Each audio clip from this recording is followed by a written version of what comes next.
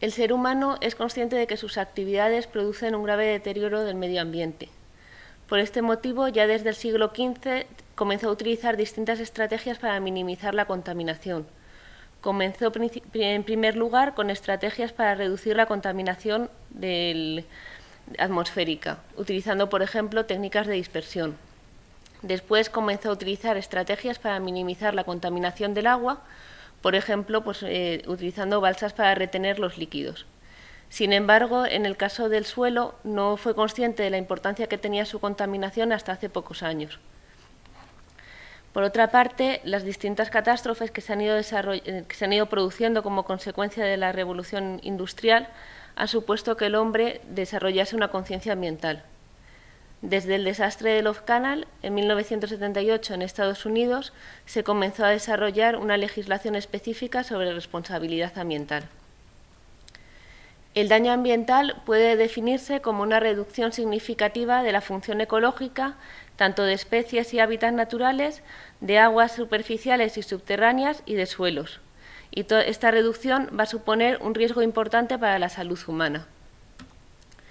En la legislación española, dentro del daño ambiental, se va a incluir las especies silvestres y hábitats, en las cuales se produce un daño, va a afectarse el estado de conservación de las mismas, también los daños que se pueden producir sobre el agua, que puede variar su estado de conservación, su estado químico, la cantidad de agua que hay, incluso también puede perjudicar el equilibrio ecológico que existe.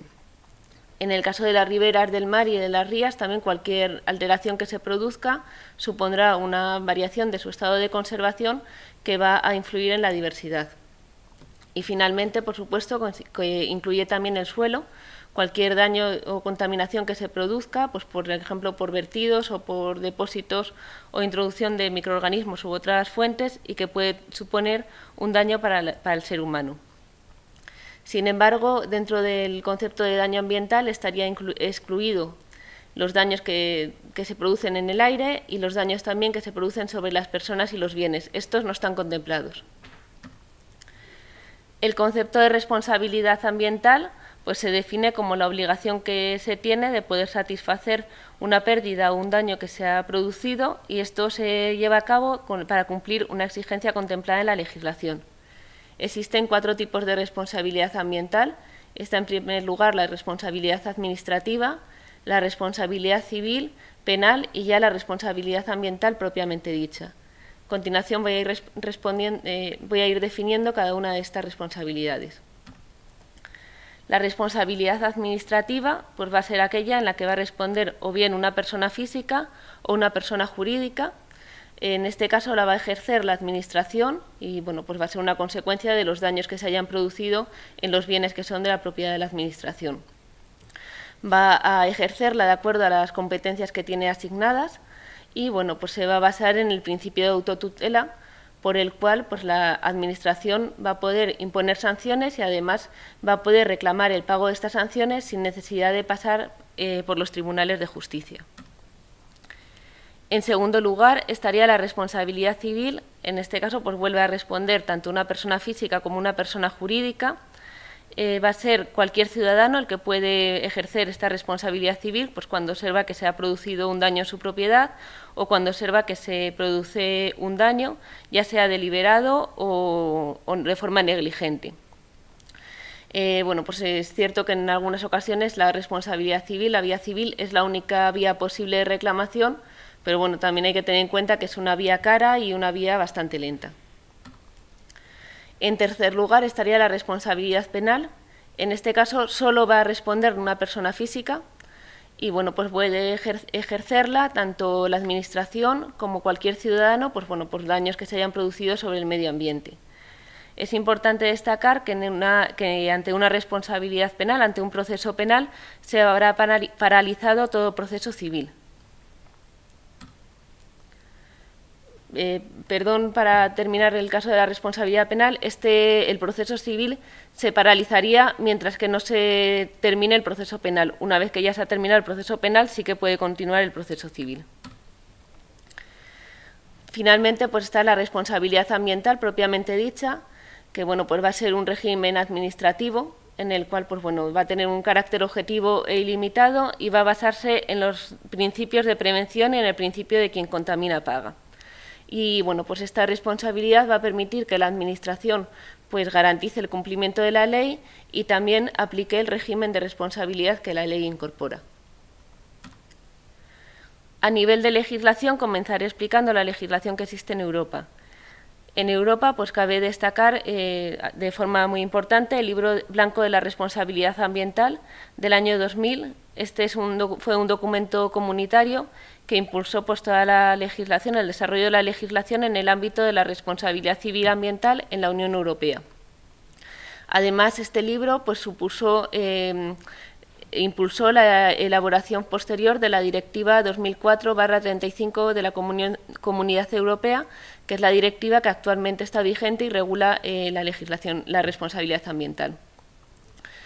Como he comentado antes, la responsabilidad ambiental se basa en el principio de quien contamina paga, es decir, toda aquella persona u operador, entidad, que produzca un daño sobre el medio ambiente debe asumir los costes que este daño produce. Es decir, debe asumir pues, todas las medidas que hay que llevar a cabo para poder restaurar el medio. Y bueno, pues va a ser la autoridad competente de cada Estado miembro quien pueda realizar la investigación de las circunstancias que han producido esa contaminación, determine pues, quién es el origen, quién ha causado esa contaminación y exija a este operador el hecho de pagar los costes. Esta directiva pues, va a recoger 3 tipos de reparación. En primer lugar, estaría la reparación primaria, van a ser todas las medidas que van a estar enfocadas a restaurar las condiciones iniciales del medio. Cuando estas medidas pues, no han sido lo suficientemente efectivas, se aplicaría la reparación complementaria, con la cual se establecerían medidas que van a permitir intentar de alguna forma conseguir una restauración total del medio. Y finalmente habrá una reparación compensatoria, que van a ser pues, todas las acciones que se utilicen, que se establezcan para compensar de alguna forma por las pérdidas que han supuesto ese daño en los recursos naturales y servicios. Se van a producir pues, tanto desde el momento en el que se produce el daño hasta que se haya restaurado en la medida de lo posible. Y bueno, el objetivo de esta reparación compensatoria es de alguna forma compensar la eficiencia de los recursos ecológicos. Es muy importante en la legislación comunitaria tener en cuenta que no tiene un carácter retroactivo. Además, bueno, pues va a ser una legislación que cubre tanto los daños sobre el medio ambiente como los daños sobre la salud y sobre los bienes. Además, supone un sistema de responsabilidad objetiva, es decir, no es necesario probar la culpa de aquel que ha cometido el daño, sino simplemente con detectar el hecho que ha supuesto ese daño ya es suficiente. Además, bueno, pues va a responsabilizarse en las personas que ejercen el control, es decir, por decirlo de una forma, en los dueños de la actividad. Va a definir criterios para evaluar y tratar los daños. Y además, pues bueno, recoge que todas las indemnizaciones asociadas a todos los pagos que tienen que hacer cuando se comete un daño, pues van a estar enfocados solo a la restauración del medio. Esta legislación comunitaria tiene una serie de ventajas. En primer lugar, pues va a garantizar la aplicación de los principios de quien contamina paga y la acción preventiva. Va a mejorar también la aplicación de toda la legislación comunitaria vigente, va a garantizar la descontaminación y la restauración del medio ambiente y va a integrar y relacionar los distintos aspectos ambientales de manera que luego se tengan en cuenta en todas las políticas que se desarrollen a nivel comunitario. En España, pues la legislación de responsabilidad ambiental va a dividirse. Por una parte va a estar la Ley 26 del 2007, que va a desarrollarse a través del Real Decreto 2090 del año 2008 y también bueno, hay que tener en cuenta la Orden 1783 del 2011.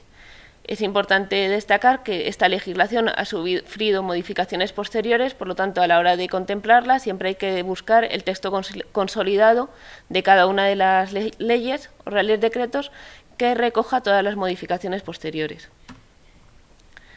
Esta legislación española pues va a referirse, la responsabilidad ambiental va a estar referida tanto a los daños que se producen en el agua, en el suelo, en la ribera del mar y de las rías, en las especies de flora y fauna, tanto las que están de forma permanente en España como las que están de forma temporal, y todos los hábitats de las especies silvestres autóctonas.